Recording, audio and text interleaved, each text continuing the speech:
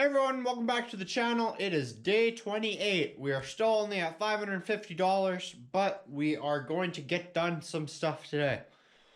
First, hopefully do some epoxying, and we'll also build the legs for the 2 custom side table orders, and then we'll see what goes on from there.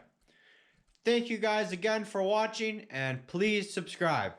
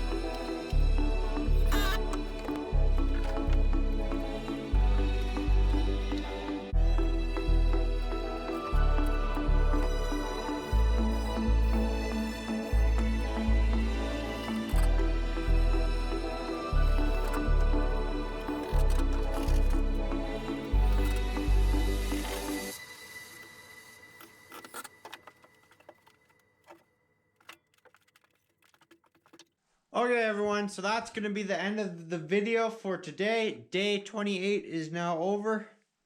And we should hopefully have quite a bit, get these tables sold that I just put together here soon too.